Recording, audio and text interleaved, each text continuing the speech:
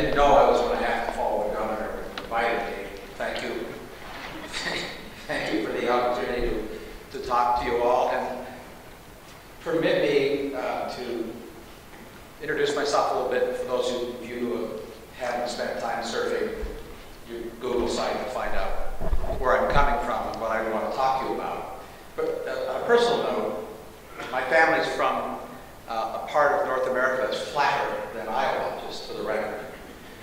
My father grew up, my family's from the Great Plains of Wheatfield, Canada. And as I told my kids when I drove them through Iowa on our way up to visit the family homestead some years ago, they thought it was flat here. They were all born in Washington, D.C. I said, wait until you get to the billiard table they call the Plains of Canada. It just looks like God was playing billiards. It's the highest point of land in the horizon. For those of you who've been there, is the highway. And the Red River in Manitoba does what the rivers here do episodically, so I have sympathy for the challenge that you all and your friends have, and the governor's dealing with these floods. It's really quite something. Also, just by way of introduction, I'm going to talk about big picture stuff, not about what you're doing, but there's a context for what your business is doing. And it's the context about the idea that we're entering a new energy economy. My perspective on this comes from the fact that I sort of live in two worlds. I live in Washington, D.C. The reason I told you I spent most of my youth in rural Canada. I became an American some years ago, so I'm a dual citizen, so I have affection for both, but I came here because I love this country. And that's why I work for Ronald Reagan in the science office. But my roots aren't just rural versus the swamp, as we've renamed the bubble of the Beltway. It's not a bad word for the Washington bubble, because it really is a bubble. I travel a lot. I've been in every state of the Union over my recent decades. I've not been in every province in Canada, by contrast. But I work both in policy and in the punditry, if you like, forecasting. But I have also worked, and I do work in business. I'm a partner in a venture fund. We look at small companies to invest in them. I worked as a young engineer in a semiconductor factory. I ran a battery factory, a lithium battery factory. Not intentionally. I was the chairman. We had to remove the CEO. You know what that means when that happens. So for a while, I was the CEO of a manufacturing plant in recent years. So I've lived both lives where people make promises and in terms of what technology can do. You'd want to know what's possible. There's sort of three domains when you're a forecaster, which we all are. What's possible? What's a good idea? What's possible and not such a good idea? Because there are such things like that. And then what's impossible? The first one is relatively easy to recognize. It's the other two that are hard to recognize in the intersections of engineering and physics. And I'm not going to do a physics lecture. Everything I'm going to tell you is rooted in my bias as a physicist, what Mother Nature permits. By analogy, let me say this. It was clearly possible at the dawn of aviation that you could build aircraft that would get bigger and fly faster. I mean, it was once you knew you could build them, you could make forecasts that were actually pretty useful. When the helicopter was first invented as a commercial product, if you go back, I've done this, I wasn't an adult at that time, so it's been a while. But when they first invented, there was a lot of enthusiasm all across the punditry and across forecasters about what helicopters meant. People thought there'd be a lot of personal air travel with helicopters because it's really a magical machine. In fact, there's a great book called The God Machine about the invention and development of the helicopter because it's really remarkable. As you all know, and you know why. Well, the idea that helicopters would take over all aviation, which was what people thought, wrote about at the time, amateur forecasters, was all clearly silly. It's a huge industry. It's a non-trivial industry. It provides extraordinary kind of multi-billion-dollar critical services all over the world. So helicopters are an incredible invention. When they're invented, people make forecasts. What you could have known then, but people didn't seem to focus on, is if I said to you then, well, we'll use helicopters to fly to Europe. You could do that. It's a very complicated logistic process because you have to refuel so often as you cross the Atlantic. Noisy and uncomfortable. But it's doable. It's just a bad idea. Jet aircraft are better for that. Jet aircraft, so that's a dual but silly idea. Jet aircraft, which revolutionized global commerce and global entertainment, frankly, and tourism, They keep getting better and better after the first gen airplanes, and got safer and safer, despite the recent tragedies. A remarkable track record. We have very low tolerance for any diminution in safety in aviation, which is a good thing. That's what we focus on. But if I said at the dawn of jet age, it can get better and better, they'll get so good that I can fly the moon. I know that you can't fly the moon in jet aircraft because they're air-breathing engines, and there's no oxygen in space. So it's impossible. So aspirations of that kind fall into the impossible category. That's an obvious one. Most impossibilities are less obvious. So let me begin with a quote, and I remember it pretty well. This is the conclusion of a book on energy and energy forecasting and energy policy. So we're going to talk about what's possible in energy. And this is the quote. There is no more urgent task for mankind than to find and rapidly alternatives to fossil fuels. Close quote. That was the conclusion of an energy study published in 1974.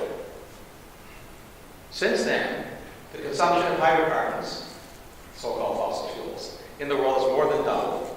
The world has been easily able to supply. That was a typical conclusion of dozens of professional and serious forecasts made in the 70s. All of them forecast the need to abandon, find other things other than oil, coal, and gas. They did so, as you all know, because people then thought, I didn't think then. I can prove I didn't think it then because I wrote about it then. Problem being a forecaster writing a forecast is people could go find them. So you know when you've been wrong and when you've been right. You'd probably remember people who were wrong and right, it was your money they were investing. But when the people invest policies and technologies, that isn't like a literal investment in the stock, we tend to forget when they're wrong. In fact, we tend to find an inverse correlation, by the way, between forecasting and accuracy. The forecasters who are more popular are typically more often wrong. So the lesson from that is never forecast honestly if you want to be a famous forecaster. Unfortunately, I'm an honest forecaster, and I apologize for that in advance for what you're going to see. And it won't be like the joke you heard, it's not politically incorrect, but in a way what I'm going to tell you is politically incorrect, as you can guess again from my title. So today we're not worried about running out of oil, coal, and gas, right? The worry today is we're burning too much of what's become obviously an abundant flood, too much oil, coal, and gas to supply the world's economies. There is one different thing about the thesis today, and it's the word technology. So what you're being told, what you're hearing explicitly, is literally this analogy or analogies like this. Clean tech energy is like investing in Amazon 10 or 20 years ago. Old stuff, oil, coal, and gas, everything, old energy, tech infrastructure, is like investing in Sears. And if I came to you a decade ago and you're an investment manager and you were long Sears stock, by the way, at that time was trading at about, I think it was just over $200 a share. It's now trading in the pennies. If I told you that Sears was going to be destroyed by the new technology of Amazon and e-commerce, and it's time to start unwinding your position, don't get excited. Don't sell tomorrow. It's not a panic. You're not doing stock market shorts. Start unwinding it, realizing that the nature of commerce is changing. That would be great advice. This is the percentage change in the stock value of Amazon versus Sears. In fact, this is a quote from one of many energy studies that's published today, where countries and investors in fossil fuels risk losing their money as those investments become stranded by clean tech. So it's the idea, it's an uncomplicated idea, that clean tech is different. It is tech. It feels like Silicon Valley. In fact, many analysts are writing and saying what we should be watching for is the next Apple of energy tech, the next Amazon of energy tech. So let me just do some laws of nature to explain why that analogy is not just wrong, it's profoundly wrong. And you can do this sort of based on laws of nature. So one of the most interesting laws of nature is a thing called inertia. You know what inertia is. When things in motion, it's hard to stop. It's hard to get things to move. When they're moving, it's hard to stop. It's one of the weirdest laws of physics, by the way. It's sort of an existential weird thing. Physicists will never confess. One of the simplest laws. It's really poorly understood at sort of feel like theological and philosophical level. But as we know, it's real. And economic systems and social systems have inertia because they're made up of physical things. People, buildings, objects, right? All the things we food are all physical. And the bigger the physical system, the higher its inertia. Put simplistically, it's easier to steer or stop a bumblebee than a Boeing. Right? So these things are always, in the universe we live in, immutable. So what you'd want to know is, how big is the system that we're trying to change? Let's look at the world for the sake of discussion, because people are talking not just about the microcosm of your service territory, but the whole world is undergoing this transformation that we're being told is rapid. Lots of people are talking about the fact, not that we have to rapidly change it, you read this all the time, but that it's happening fast anyway. It's a 10x disruption. One professor at Stanford has said literally, the clean tech energy disruption is moving at a 10x pace and will wipe fossil fuels off the earth in 10 years. You can find his video on YouTube. So there are people who are serious, not just Beto O'Rourke and AOC saying this. There are people who've been saying those kinds of things now for at least 5 to 10 years.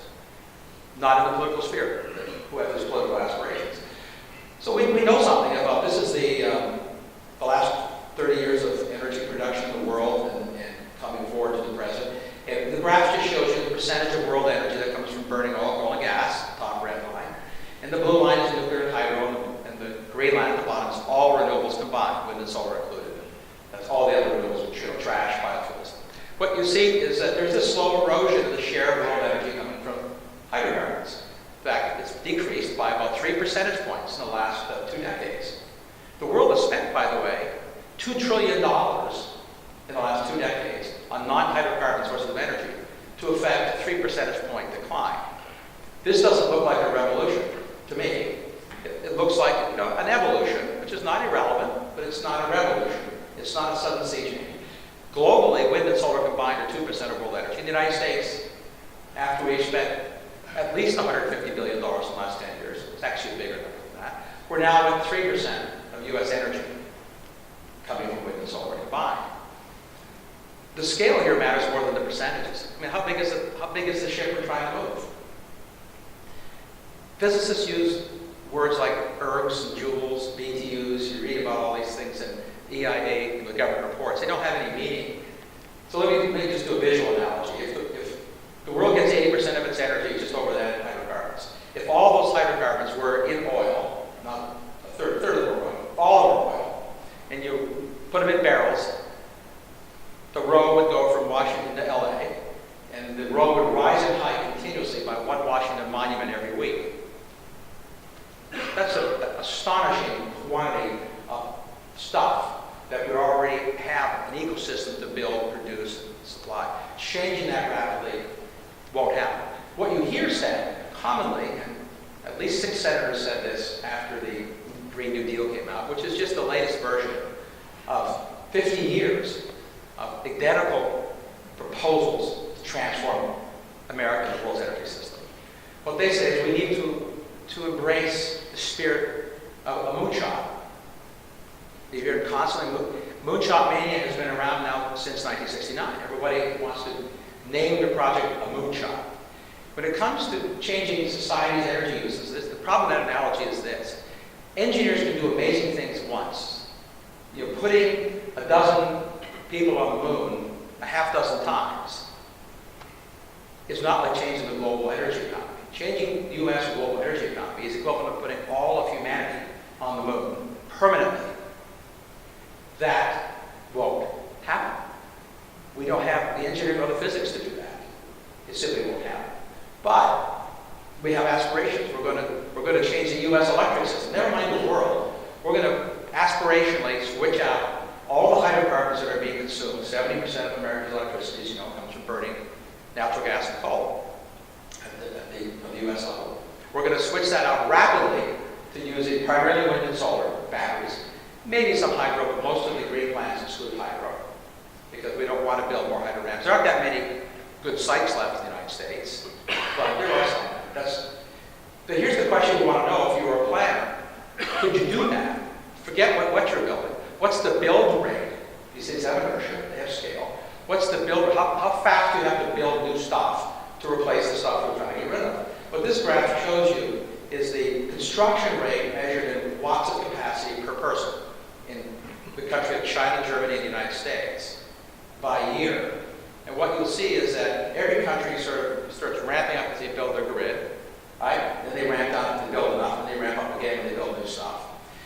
The point of this is that the build rate required to switch out the U.S. electric grid off of hydrocarbons over the next 20 years, which is the proposal many say they want, or claim is inevitable, will be 14 times faster per year than the highest build rate that's ever happened in modern history in any of these wealthy nations, China, the United States, or Germany.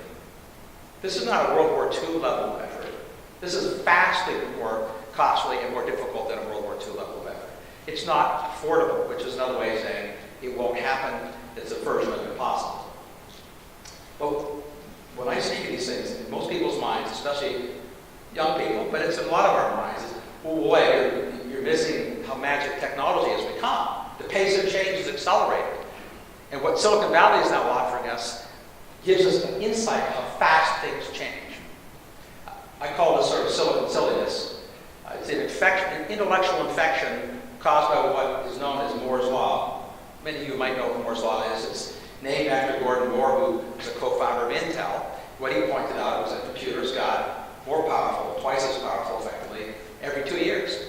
An astonishing growth rate. If you've got twice as much money every 2 years compounded, you know what that would mean. That's why your smartphone, and I would dare say, there probably isn't a person in this room who doesn't have one. Right? That's why your smartphone, Moore's Law is what made your smartphone roughly 1 billion times cheaper, 1 million times smaller, and 10,000 times more powerful than an IBM mainframe from 1980. That's what Moore's Law did. I mean, without Moore's Law, we would never have computers in pockets of persons. It is, in fact, really an energy phenomenology. When I worked in semiconductors in the early era, what we knew we were trying to do was not make them smaller, we wanted to make them more energy efficient.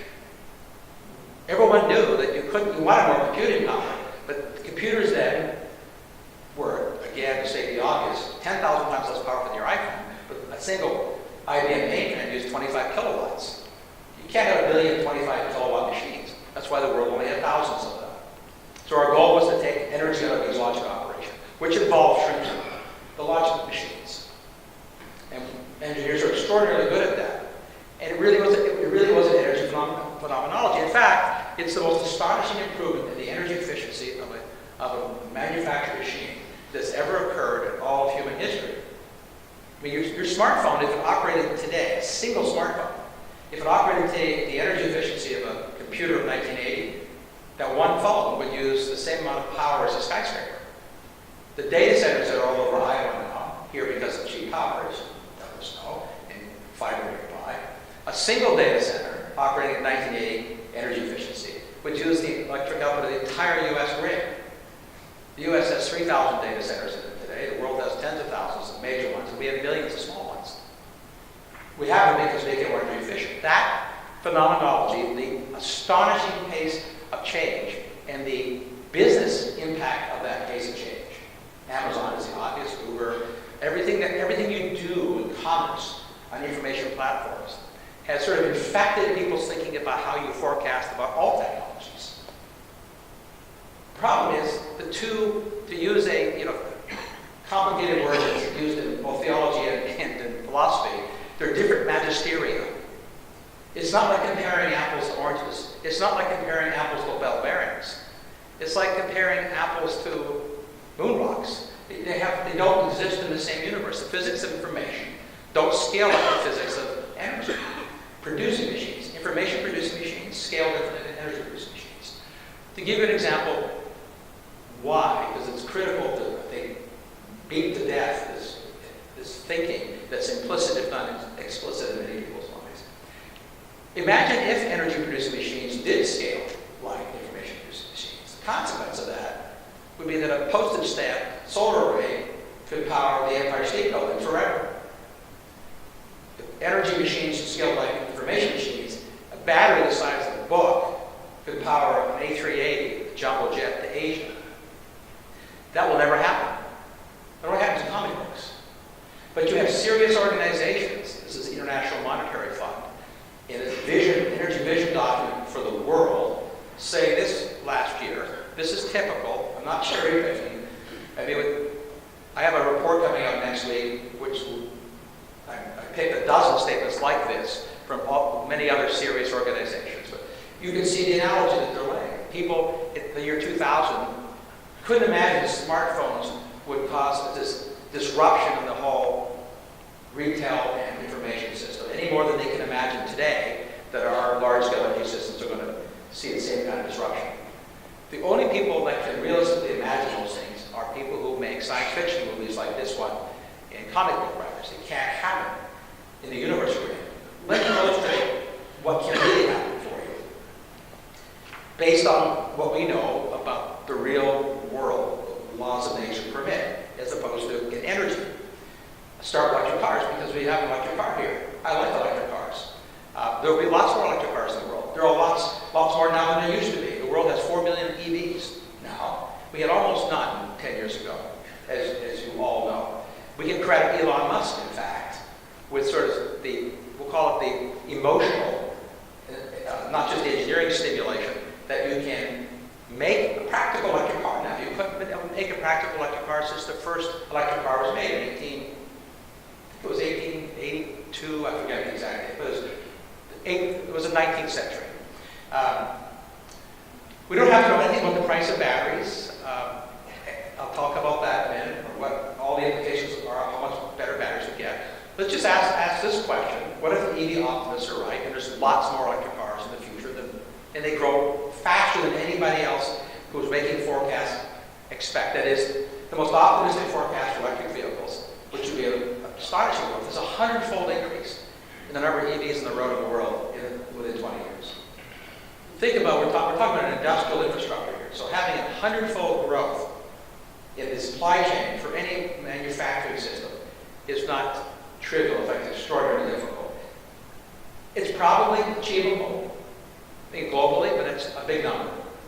It may not happen. If I have a bet today, I don't think we can get a 100-fold growth in 15 to 20 years. For the sake of discussion, the world 20 years from now has 400 million electric vehicles in it. We're being told that's the end of oil. We actually know arithmetically the answer to the question, what happens in a world where there's 400 million EVs? The answer is 5% of world oil demand goes away. 5. How do I know that?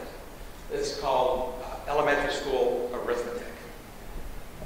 400 million EVs in 20 years is 400 million out of 2 billion cars in the world.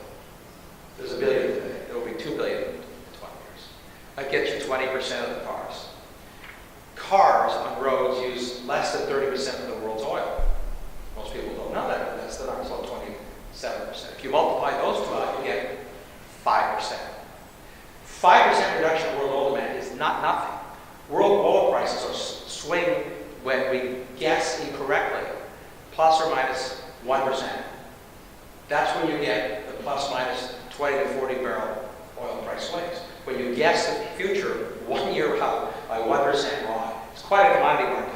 Imagine it. Your market's a similar to that. You think about wholesale prices on the spot market and how they can swing based on anticipated demands.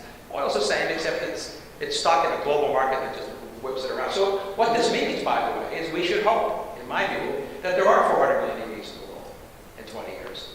Because it'll be an extraordinarily valuable drag down, not on the demand for oil, but on the price of oil.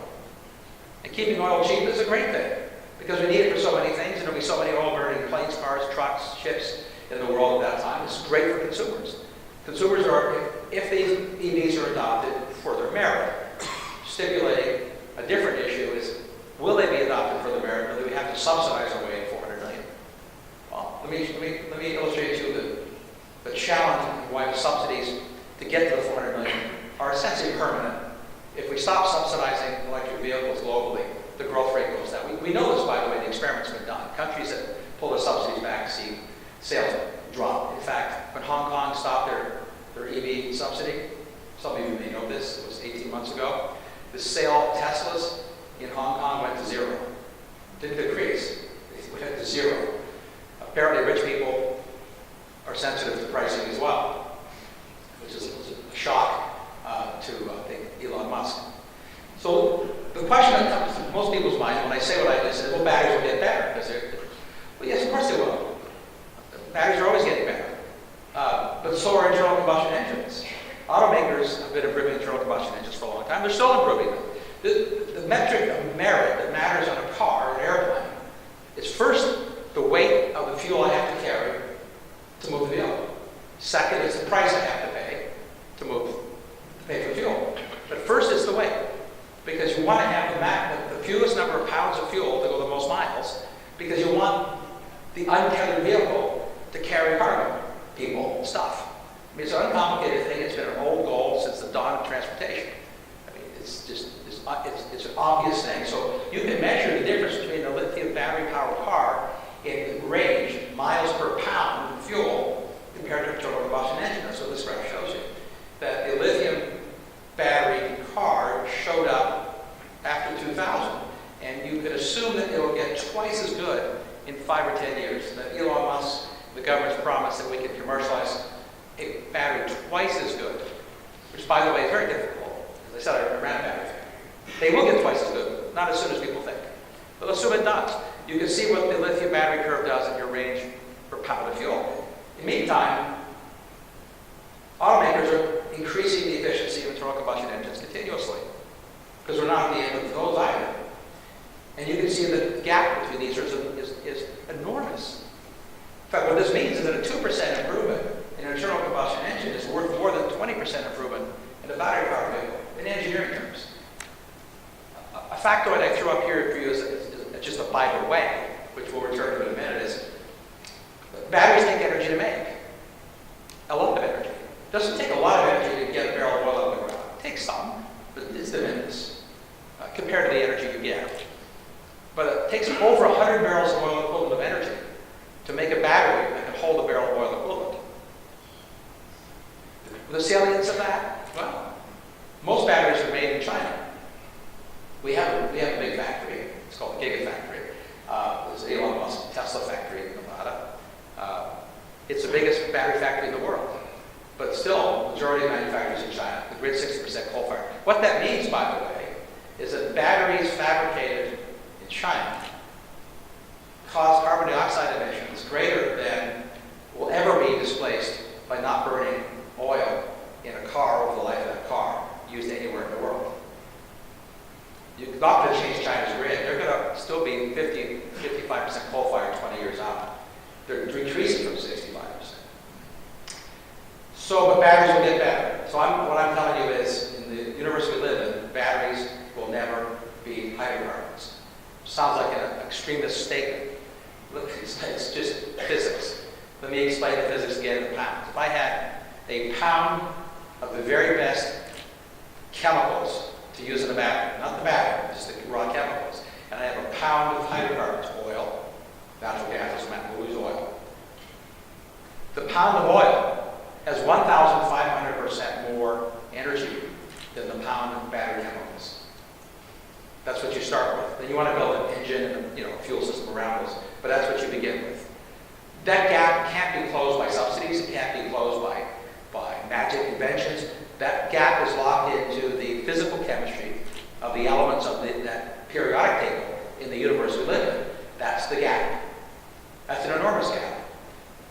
The gap you can't pay in scale to get rid of that gap. If you thought about this in money terms, if I told you had an investment that had this kind of spread, I'm going to give you a rate of return of 1% or a rate of return of 1,500%. What would you pick? I mean, these are extraordinary differences. They have real big implications, by the way. We have to store energy to keep grids running and societies operating. We always have fuel in storage. You know this. You may not store fuel. You may have fuel tanks, I think, at your new recent plant. But by and large, at the national level, society stores 1 to 2 months of natural gas, oil, and coal at any given time. That allows the supply chain to be reliable, by definition. Electric grids are kind of hard to run. And if you get off hydrocarbons, you have two choices. You've chosen one of them, which is you build reciprocating engines that burn natural gas or oil, or you build batteries. The preferred vision of the Green New Deal folks and the new energy economy people are batteries. They don't really want you to build reciprocating engines. They want batteries. They believe batteries are getting so good so fast that they will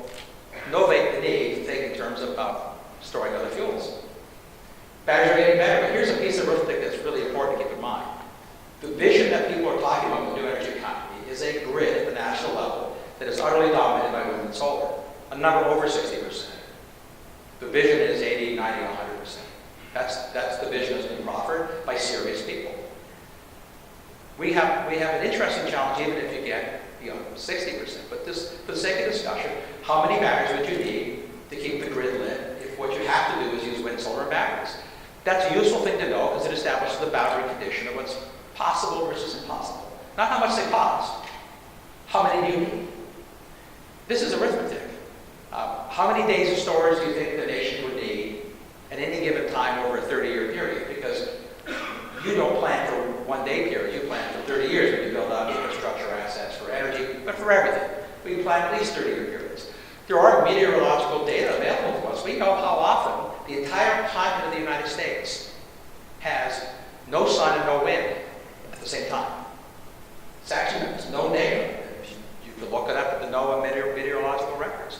So in the last 30 years, dozens of times, the entire continent of the United States has had de minimis sun, which is to say not at night, very little daytime, this is dense continental cloud cover, and no wind, occurring simultaneously for 2 full days. More than that, actually. There's been occurrences where there's been more than 2 full days of that, but 2 full days is amazingly common. So I just did the arithmetic to ask the question and answer it. How many batteries would you need at the national level to store 2 days of national electric demand? Because that's essentially the path that the revolutionary new energy economy people are pushing us towards. Remember I said the biggest lithium battery factory in the world is in Nevada. It's the Gigafactory. It's amazing. If you look at aerial video, it's an astonishingly big facility. It would take 1,000 years of production from that Gigafactory to produce enough batteries to store 2 days of the grid's electricity. 1,000 years. This is a version of helicopters flying across the ocean for transatlantic traffic. You'd say, well, build 200 gigafactories, and you can do it in 5 years. Okay, you could do that. 200 of the world's biggest ever constructed battery factories. Astonishing capital expense, not going to happen. Pretty bad idea. But there are going to be lots more batteries built. There's going to be lots more EVs. I think we'll have hundreds of millions of EVs. We're going to have lots more batteries on the grids. We're just never going to have enough batteries to support a day's worth of electricity. We'll be storing minutes worth at the national level, hours worth locally, because the scales are just crazy. There is another consequence to this sort of battery mania going on, whether it's for cars or for grids. It's a bonanza for the miners in the world. Just another sort of underlying physics fact going for you. It's the laws of nature. If you want to store a pound of hydrocarbons worth of energy, you need a 60-pound battery that requires over 1,000 pounds of materials to be mined out of the earth and processed. The big difference in terms of increasing the quantity of something, which is, I would stipulate, a very significant environmental impact, is that the mining won't be here. So from a geopolitical perspective, we'll convert America, if we go this route, lots of batteries in the grid, lots of batteries for cars, from what is now an oil exporting nation and a natural gas exporting nation to a battery importing nation or a battery materials importing nation. Because all the critical minerals, whether it's lithium carbonate, cobalt, manganese, nickel, you double the amount of copper you need per car, electric car, compared to a internal combustion car. Most of this mining is going on not here, so it will be imports. A lot of it's going in places that are not particularly friendly to the United States, Libya, Russia, China. Some of it goes to the friendly countries like my homeland. Canada be happy to ship you lots of stuff. Australia. But those numbers aren't fictional. They can't be escaped. They're locked in the universe we live in. That's what the nature of that process is. Because we know what the crustal abundance of copper is and manganese and carbon. We know how much stuff we have to dig up. And we have to use big D9s and oil-fired machines to do that. We use natural gas to process those chemicals, oil to move them. We use coal to make the steel that wind turbines are built out of. We use coal in China to make the solar arrays. 90% of the ones that America buys come from China. Built from coal-fired grids. We use natural gas and oil to make fiberglass blades. That we use gigatons of that stuff to manufacture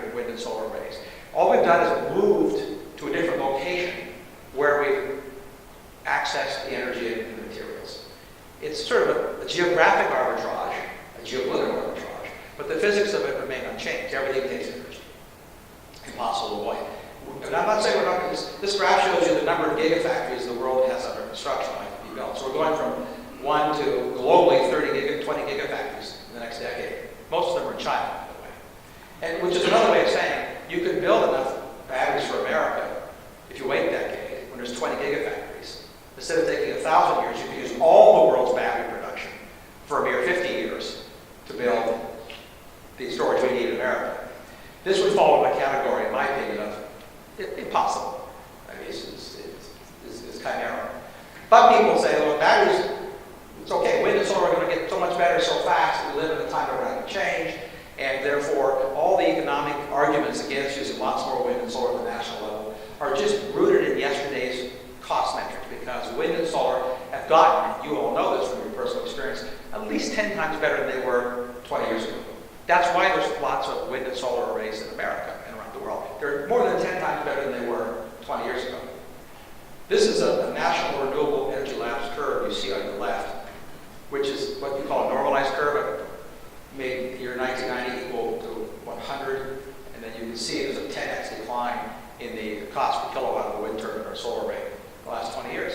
The fact that we have 10x decline is what gives people this illusion that's just like semiconductors, silicon, and computers. You get these 10x gains, and more are coming. So it's perfectly reasonable to think you've got 10 times more improvements to come yet. Except this curve is what you call an asymptote.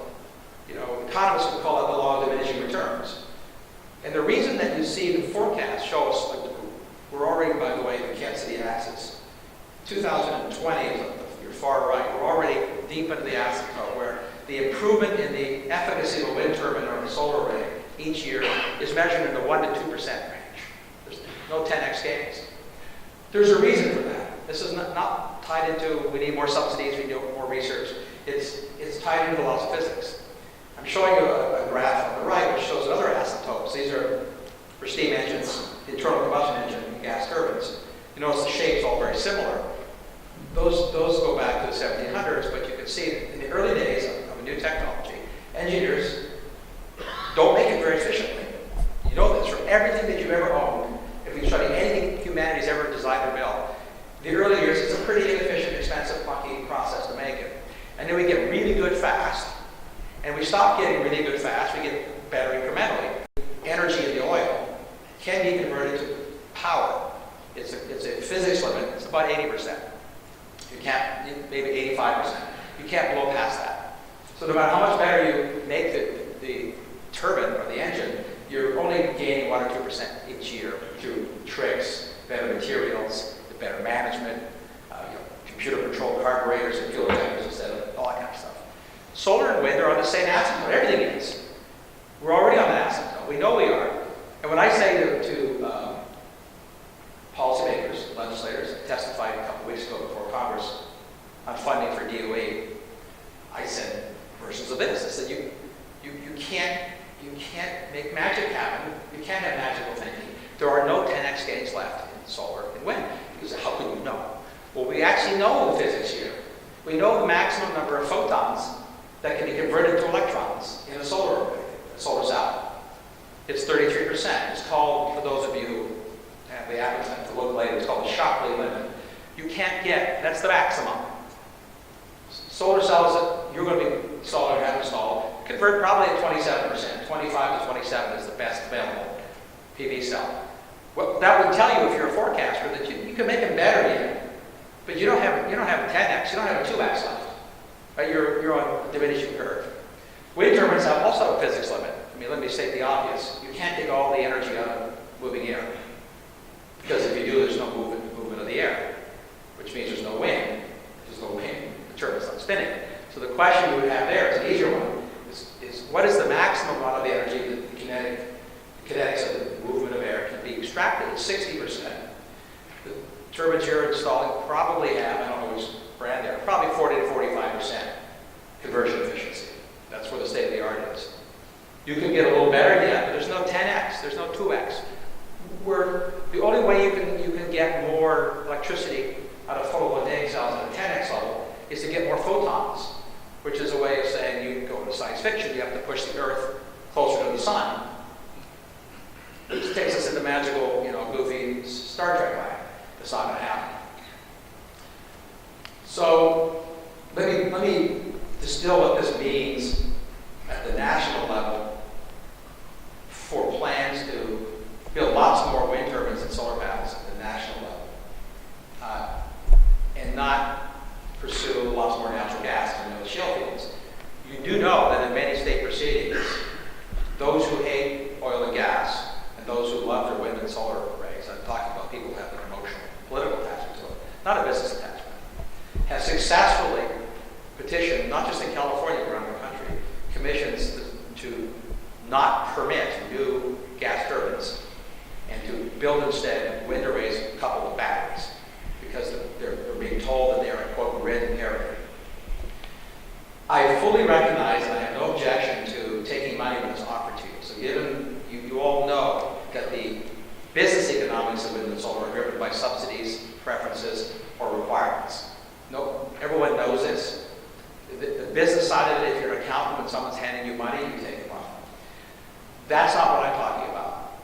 Although I will say, and I'll show you why I'm saying this, that as more of a country takes advantage of this wealth transfer in the form of subsidies and implicit costs, as more people jump onto that bandwagon, we'll get to a tipping point where the real costs of that become visible, and we will reach something that is inevitable. It's called peak subsidies. It's not peak oil, but peak. The markets and citizens won't tolerate it. We already see that beginning in Germany and the UK, by the way. The reason I know peak subsidies are coming is this graph and this fact. It's a sort of simple, I used to be an engineer, I've trained as one, I've trained as a physicist, but I begin every analysis with every technology somebody tells me about from the fundamental, what do I get when I spend my money? Not what are you going to give me, what can I actually build with the money? What does it produce? So this is just the calculation that you can do for your system. This is just a national average. If I have $1 million of capital to build hardware, and I put it into a solar array, not talking about the market prices and subsidies, talking about the people that get the money to actually build the hardware. When you buy $1 million of unsubsidized hardware in a solar array, how much electricity do you get over 30 years from that hardware? Not counting any degradation of the cells, they all degrade over that time. Not counting any of the other features, just what's the total amount of electricity? We know the answer. It's about 40 million kilowatt hours per $1 million of capital in solar. We can ask the same question about a wind turbine. We know that $1 million of a wind turbine will deliver 55 million kilowatt hours over 30 years. Sited in a reasonable location like Iowa. It's a lot less in lousy locations. The shade more offshore, which you get for $1 million. If I put $1 million in a shale well in the Permian or Marcellus, which is closer to you, I get enough natural gas over the same 30 years to make 300 million kilowatt hours. This is a six-fold difference for the same $1 million. This is the starting point of the underlying economics of these two choices. Those choices, economic consequence, have been and can be hidden with subsidies and requirements and mandates. Mandates are a form of subsidy, obviously. If I tell, and you all know this, but it's particularly true in the industrial world, but if a regulator tells you you have an RPS, a normal performance standard, you have a goal, you were told you have to have a certain percentage, which is true in many states, you build it.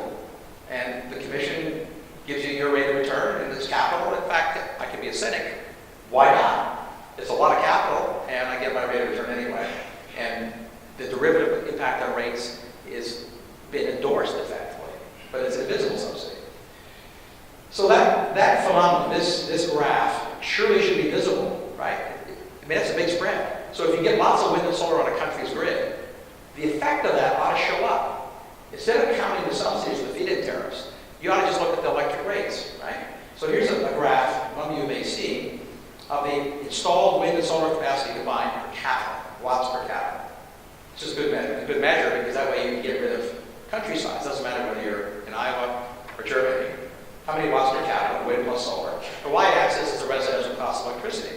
Now, I'll stipulate there are tax issues in this, and there are different countries have different taxes. You can do a really fine-grained analysis here, but this is such a stark correlation that the fine-grained analysis The more wind and solar there is per capita at the national level, the higher the cost of residential electricity. In fact, it doubles.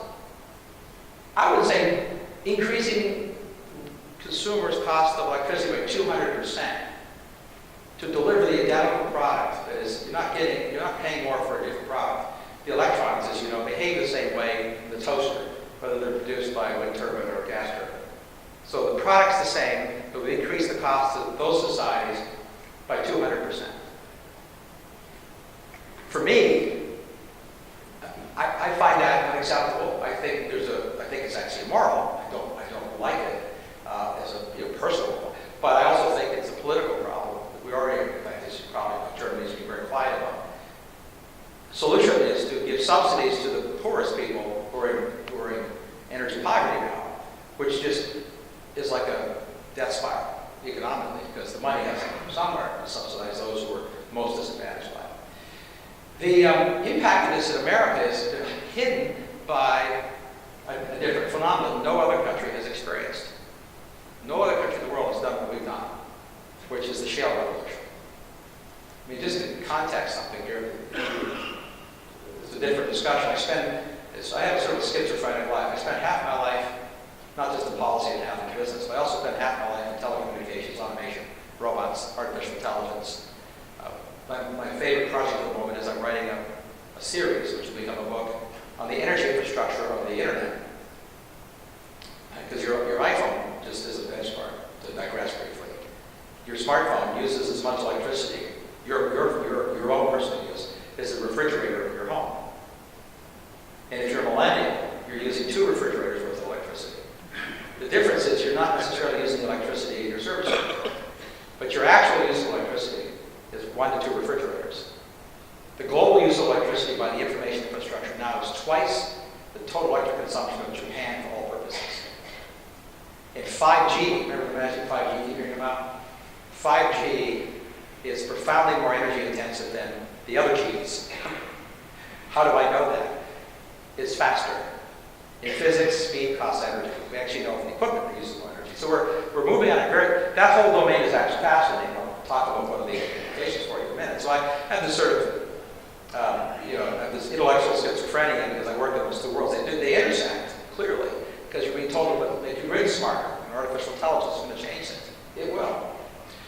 But the more interesting question is the first order. We look at America. We've done this phenomenal thing. We had the shale revolution, which has resulted in the largest single increase in energy production in the shortest period of time that's ever occurred in human history. People talk about it, that's a revolution. There's only thing that's been close to increasing energy production. It's not the advent of nuclear energy, because we never got nukes globally to more than about 12% of global electricity, 14%. And it's declining now. Might kick back up when China finishes building the reactors. It's the Ghawar field in Saudi Arabia. The Ghawar field, when it came online in the 60s, its velocity of production increase and size echoes America's shale fields in velocity and size that are actually faster and bigger. It's an astonishing thing. And what that did is it globally collapsed the price of natural gas and oil and coal. Because of American shale fields, we in 5 years cut the global cost of LNG by 3. Russia began renegotiating gas prices to Europe before the first LNG ship left America. Why? For a disincentive for American LNG going to Europe. Very smart. It's a great market outcome for the consumers of Europe. But the point of that is the magnitude of the shale revolution driving that production, driving that cost of natural gas and coal, have an interesting consequence which no one has modeled. So I did a physicist's simplistic model. I would love to have an economist do this properly, but this is just an Excel spreadsheet, so we all use Excel. This is the question you would ask yourself. United States, 70% of electricity comes from burning natural gas and coal.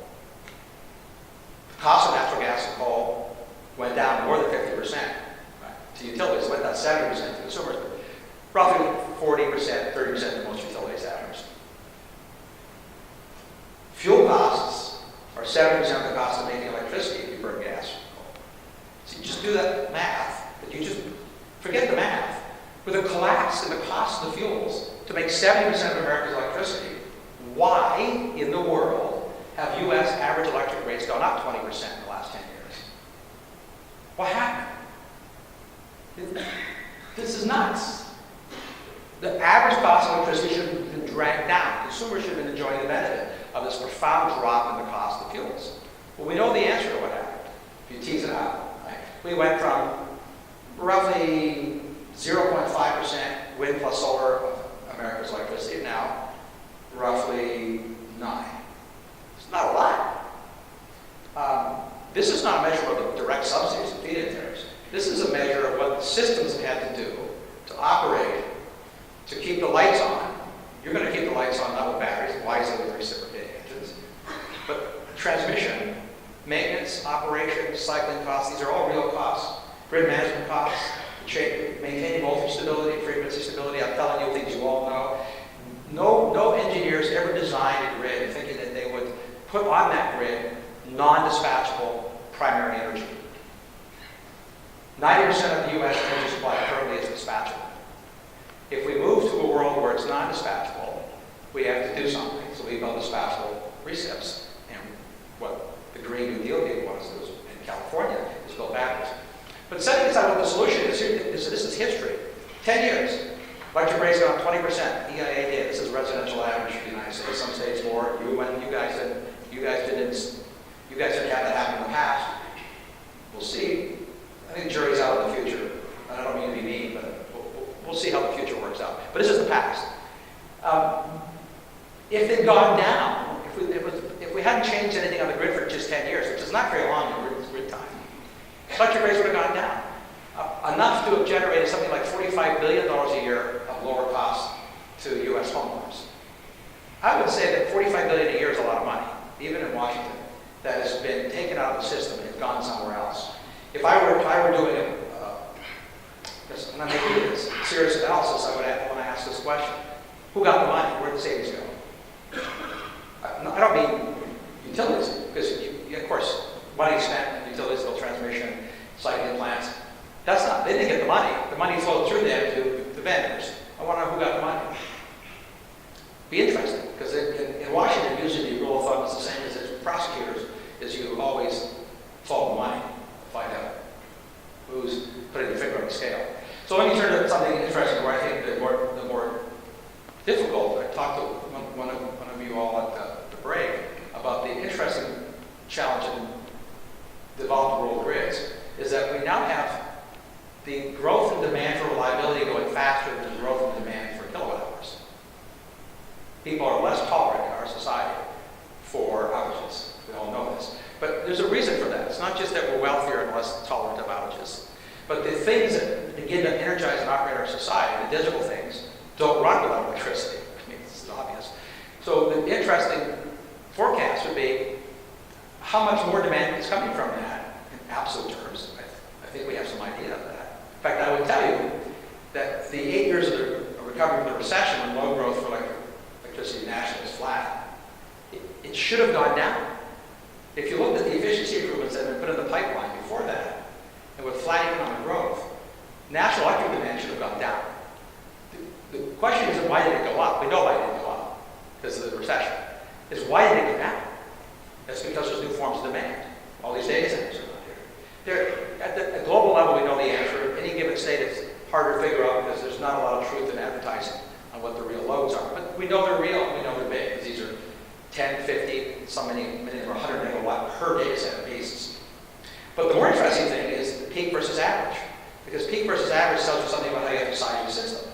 So on your right, there's a graph from 1982 to today of average electricity consumption over a year in the United States and the peak demand in any given year. And what you see is that there was a bifurcation just before the turn of the century where peak demand is growing faster than average demand. Kind of interesting, because that hasn't happened for half a century. Society's become peakier. That's basically what it is, right?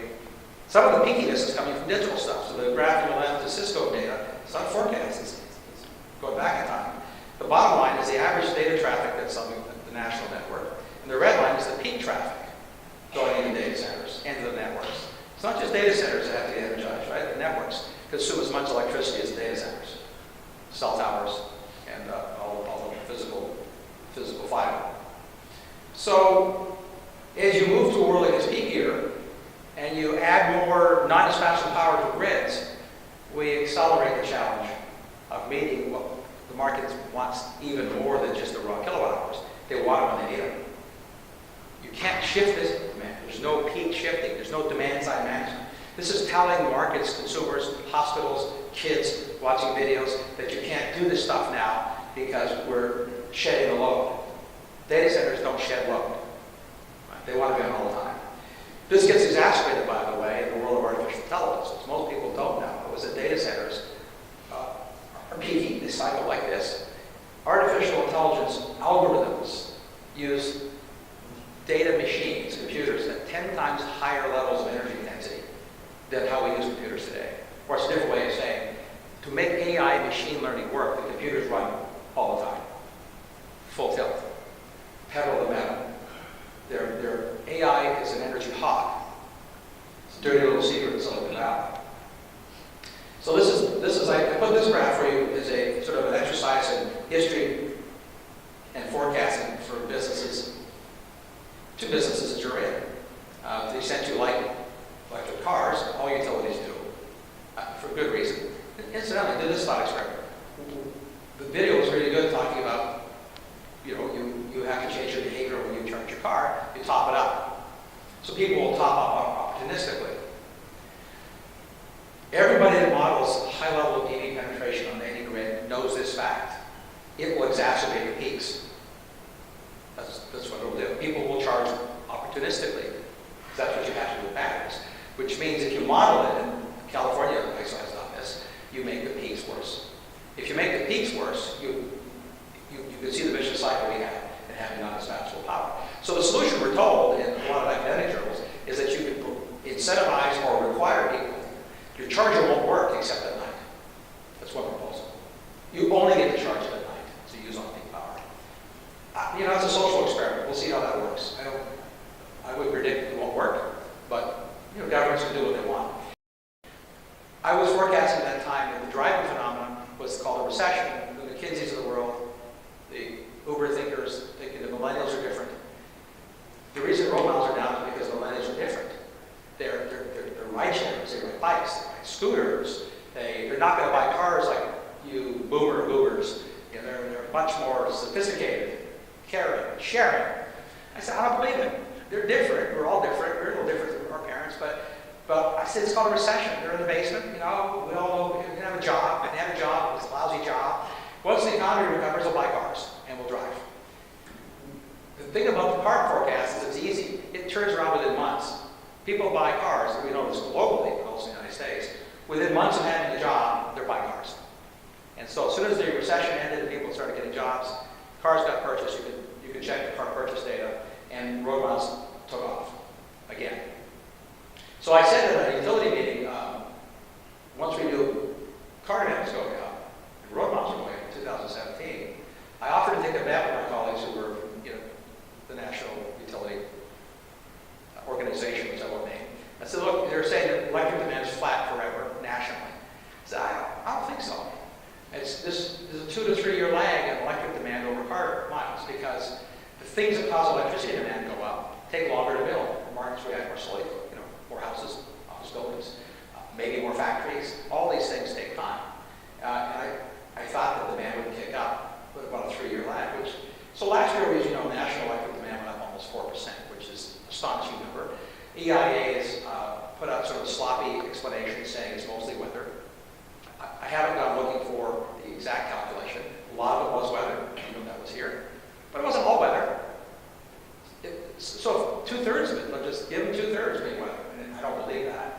Where did the other stuff come from? Well, we know the answer to that, by the way. If millennials start buying houses, and they are, the energy efficiency gains that we've retrofitted in all the old houses are history. HVAC systems, lighting systems, heating systems all got phenomenally more efficient. We retrofitted them. Any new build is a net new demand. So what we're seeing is net new demand, whether it's data centers, houses, office buildings. I think we'll see more of this.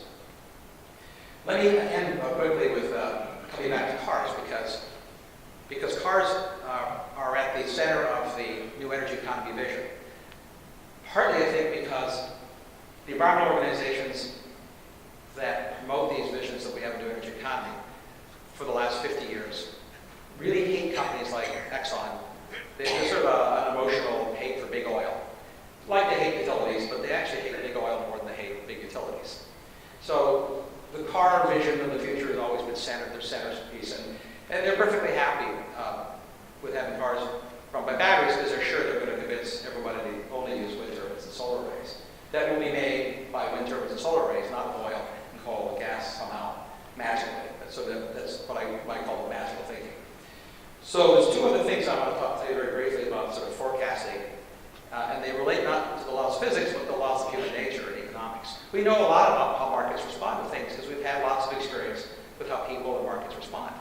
So the Uber effect, which is sharing vehicles, we're told will reduce energy use, fuel for cars, including if you're battery powered, you won't need as much electricity because people will share. Here's what we know about the Uber effect. It is just a way to reduce the cost of being in a car. You're sharing an asset. It's an extremely clever, information efficient way to share an asset.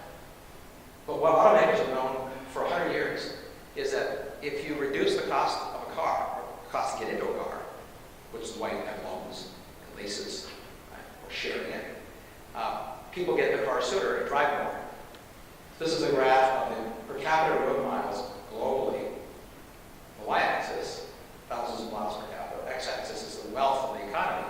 Making it cheaper to get in a car is the same as making you wealthier to get in a car. So the economics are identical. What you see is a one-to-one correlation. Every 1% drop in cost to get in a car increases road miles by 1%. That's been true for all of the 100 years cars have been around. There's no evidence it's any different culturally. There's no evidence it's any different by age. Anywhere in the world, or any state of the union. The blue dots are that's the billion people. The green dots are the 6 billion people who aren't driving very much yet. Uber will accelerate that trend.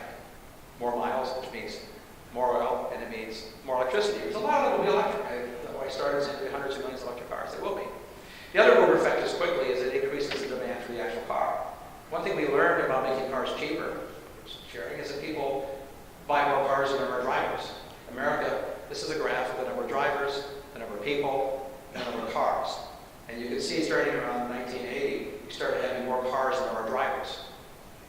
Right? People have two or three cars in their garage and one or two drivers. That's a wealth effect. An inverse of the wealth effect, the Senate report, is that make it cheaper to have a fun car, a weekend car, your Corvette. You might buy it sooner. In fact, that's what will happen. Which will increase, by the way, not the amount of energy used driving the car. It'll increase the amount of energy needed to make cars. We manufacture more cars. The other trope you're hearing a lot is robots are going to drive the car for you real soon, and that's going to save energy. We could spend a long time talking about how soon robots are going to drive cars for you. Let me just summarize it this way. Not soon. Someday, but not soon. The reason we know not soon is it's actually easier to have a software fly a plane than drive a car. Because if you read about the tragedies that happened with the 737 MAX, the pilots were spending literally minutes flipping through manuals trying to figure out what's going wrong. We're going to learn it was the software, I think, in terms of not the software itself being bad, the pilots understanding how to interface with the software. Airplanes seem like they're going fast, they are, but the amount of time you have to make a course correction or change is literally measured in many, many seconds, sometimes minutes. So aircraft have been automated for a long time, it's easy. In a car, you have milliseconds for reactions to occur, because even though they're not going as fast as an airplane, there's a lot more things closer to you have to react to faster. It's a harder job, and the sensors are loud. All kinds of reasons it will take a long time. It'll happen one day. So what we call is when robots drive cars, we'll use less energy. This is another silly, provable, non-reality. It'll have the inverse effect. It'll increase the amount of energy consumed by cars. And we know that for two reasons in two different domains. One is, easy one. Imagine America 20 years from now, look at its demographics, assume robo-car is available, and you believe it's safer than a Boeing, because that's the level of safety we have to get to. And by the way, robo-cars today are less safe than Boeings. Statistically, the number of people who have been killed by robots in cars, which is Tesla and Uber, is 10 times higher fatalities per mile than the fatality rate for drunks on the highway in America today. So robots aren't better than drunks yet. It's not good. You're probably not going to get in a car. But we'll get better, because engineers are really good at these magical things. So 20 years from now, they're good enough you believe it's better than Boeing. What will happen? Well, we know the demographics. It's, Peter Drucker had a line. So he only forecast what's already happened. It sounded like a joke, but he meant it. He said, we know the future, the world will be older. That's the demographics of America. There'll be 140 million people who won't be allowed to drive a car 20 years from now in America. Those are people under 16, and people either infirm or too old to drive. All 140 million will have access to cars, so it's a robocar. They're not going to be waiting to be taken in a bus. They're not going to be waiting for a handicapped van. They're going to get in a robocar. So 140 million more people in America alone will be getting in cars. The cars that they'll get into will be lower cost, because one of the features that people think a robocar does is it eliminates the cost of the human driver, which is true. The effect of lowering the cost, I repeat myself, getting a car is to increase its energy consumption. This is the study that was done. It's been done by EIA, it's been done at UC Berkeley, looking at all different things that might cause robocars to save energy. The only things that cause robocars to save energy, if you look at the magic words on the vertical axis that are real, it's maybe platooning, that means tailgating, right? It looks like a train. That saves energy a little bit. But all the other things that they really think are a big deal to save energy are vehicle right-sizing and behavioral changes, which is to say you'll put up with going slower in a smaller vehicle and sharing it with somebody else. That has never happened in the history of transportation in America. That's called the subway or bus, and the second people have money, and make this cheap, remember, they get the hell out of the bus, they buy a car all over the world. So cheap robocars mean the end of mass transit. It's gone. This becomes mass transit. That uses more energy. The other robocar effect, by the way, is silicon replaces steel in a car. There's already more money spent by automakers on their bill of materials in electronics than there is in steel. This is a graph of the percentage of the cost of the components to make a car that were in silicon and electronics, starting in 1950, forecast 10 years out. You can see that we're almost at the point where half of the total cost of manufacturing a car for the manufacturer in terms of the bill of materials now is buying electronics and silicon. It's already a third. Kind of interesting if you're an automaker, but if you're an energy analyst, what's interesting is two other things. The robots, I'll put it this way, robots eat too. You have to fuel them. If you actually look at the energy required to run the AI engine in the car, it will degrade the fuel efficiency of the car from 5 to 15%. I put it 10% down. So they eat some of the fuel of the car to think and control the car. Shouldn't be surprising. They'll get a little more efficient over time, but it's never right. The other thing that happens is that the energy cost to make the cars soars. The energy to manufacture a car is well known, and it comprises about 10% of the total energy a car uses over the life of the car. It's not that much, 10%. You can make one car with the same amount of energy as you can make 10 iPhones. So 10 iPhones use as much energy to manufacture as one car. What happens when your car has to have 20 iPhones worth of compute power, which it will be a mobile car? We increase the energy consumption to make the car at least by 150%. You notice I didn't double because manufacturing is a little more efficient. The last one is really an obvious one, but it's measurable by something called the freight index, freight transportation index. When you click to order in Amazon, which is all the others are similar, very convenient. We all do this, right? I mean, you're at an airport waiting, you're bored, you go to shopping, click, and it gets to your home in 2 days.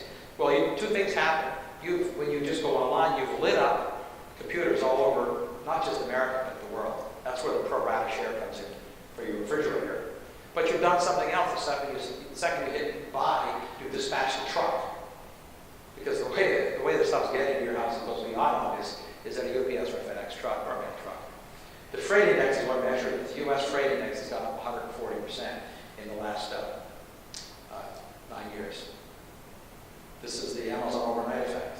Who doesn't love it? These are trucks, they're not battery powered. If they're battery powered, that's fine. They're using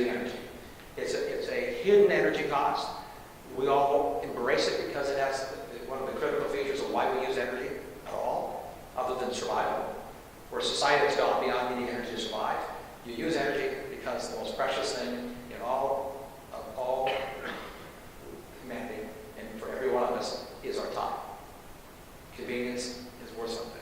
It's worth more than the energy cost. That's what that's a measure of. Last, I'll end with repeating what I told you as a sidebar about where the real revolution is, and leave you with a thought experiment of where the long-term demand for energy everywhere is going, including in Iowa, for the world broadly, because if the world is increasing its consumption of goods, maybe you'll manufacture more of the goods here in Iowa.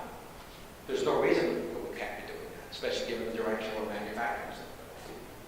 To repeat what's happened in the past, this is EIA data showing you the last decade, the increase in blue line in energy production from shale gas and shale oil, and the increase in wind and solar output from America. That's the green line.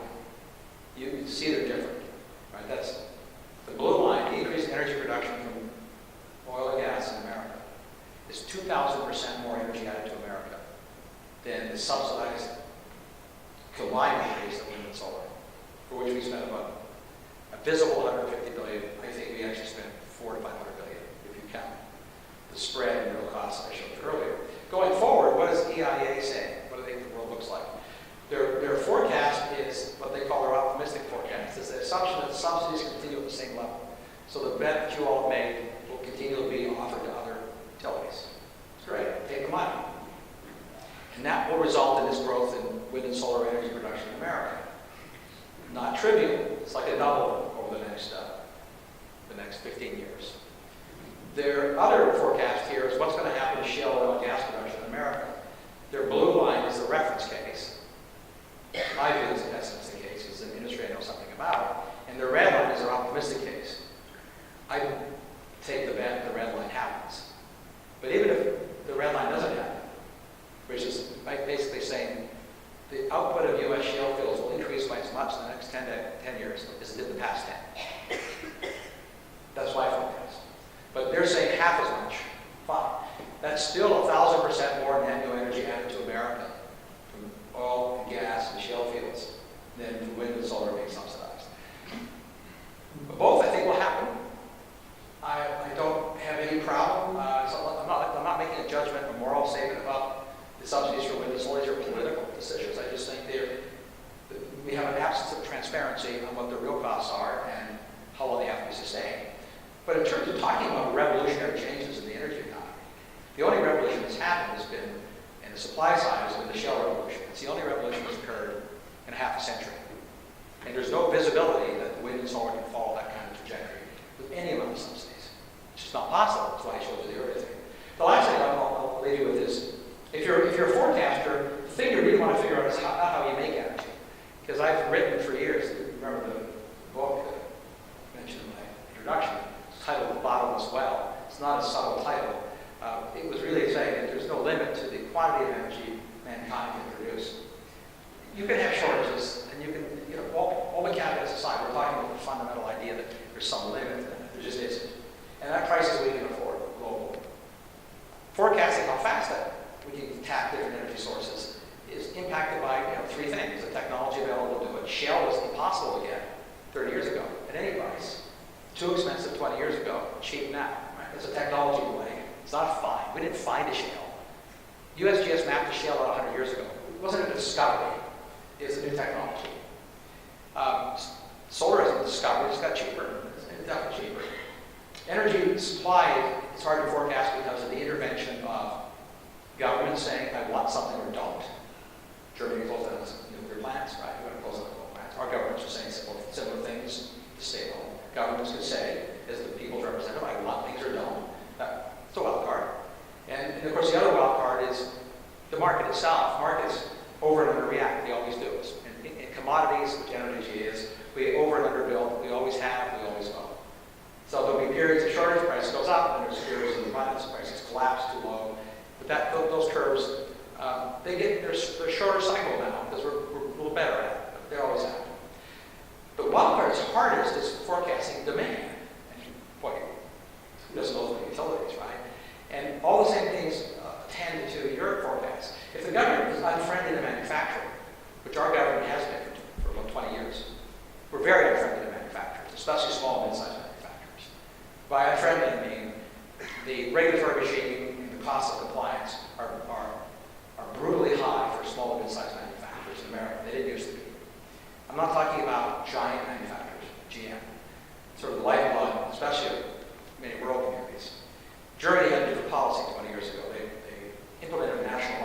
friendliness. It's called the Mittelstand policy to small and mid-sized manufacturers. So we've done the inverse. So what a shock. The world is not manufacturing less stuff, by the way. It's manufacturing far more stuff than it ever has. It's just, we drove our manufacturing businesses out of the country. That's effectively what we've done as a de facto policy. We could bring it back. If they did come back to supply the world's insatiable appetite for stuff. I mean, let's just use one example of insatiable appetite. In our country, in the Western world, there are 800 cars per 1,000 people, which means there's a lot more cars than there are drivers. That's the average in OECD. In the emerging markets, where there's 5 billion people, there's 1 car per 800 people. What do you think the demand for manufacturing cars looks like? This is this hundredfold, right? It's astonishing number over time. So somebody's going to make it somewhere. That will create jobs, and create electric demand, because all manufacturing is getting more electrified. So here's a thought experiment for you to leave you with. And it relates to energy in general, but also electricity in particular. So in the 1950s, nobody predicted. This is a painting that's in the Ollie Brown Hotel in Denver, early days of aviation, obviously in the 1950s. Nobody imagined then that global aviation would be a 6 million barrel per day industry. But I note, for the record, an interesting fact for you, that 75% of all air travelers travel for leisure. Computing era in the 1960s, nobody really thought about how much energy computers would use and communications networks. Globally, they now use more energy than global aviation. Who knew? In that world right now, 70% of global data traffic is, you will be unsurprised, for fun. It's not emails for commerce, it's Facebook stuff, it's movies, video, it's just fun. Commerce is growing, but it's not majority. So what comes next? What could consume energy next? Because the reason I think we missed the possibility of low growth going down in America, the population is very slowly, the economy is in the tank, is that no one anticipated demand on the right, which propped it up. Not by a ton, but 0.5% per percentage point a year is a lot in electric business of the economy. What's coming next? Well, obviously cloud computing is actually different than anything we have. We're migrating to, here's an irony for you. You've heard this, I don't know how many, you have to have heard this over and over again. You're being told that the utility model for electricity distribution is dead. Utilities, but because of the rise of near-term batteries and distributed generation, usually means solar and roofs, that utility model is dead.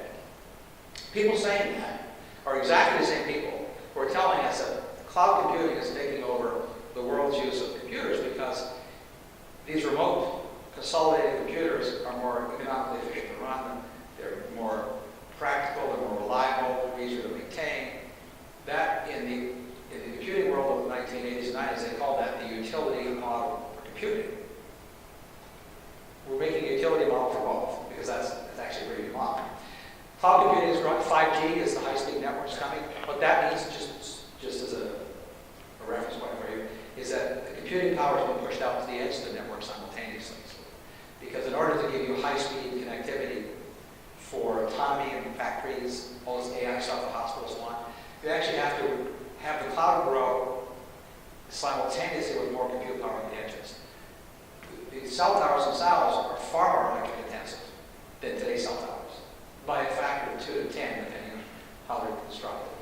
Which means that the 5G world is more dependent on a distributed grid that's reliable than the current utility computing world. Because I can back up my data center with exactly the same hardware you build at your university lab. That's what they do. Autonomous cars, that we've already noticed, they said they're going to use more energy, both to operate and to build. Virtual reality. Bits are electrons, just as a piece of physics fact, right? It's not virtual. You don't make pictures without consuming electrons. That's what pixels do. If you go from planar pictures to volumetric pictures, if you remember learning geometry, when you multiply an area by a volume, the numbers get bigger. All those pixels consume electricity. So once you go to virtual reality is an energy hog. Drones use energy that didn't use before. We've never had drones. 3D printing, which is really a magical technology from the board of a company that's invented a new class of metal 3D printing. It's all electric intensive. If you significant percentage of how we make things to going from physical machines into laser-based printing machines. It increases energy consumption, specifically increases electricity consumption. Robots, we're going to have anthropomorphic walking robots, by the way. It may seem scary to you. They're already moving into some highly specialized markets.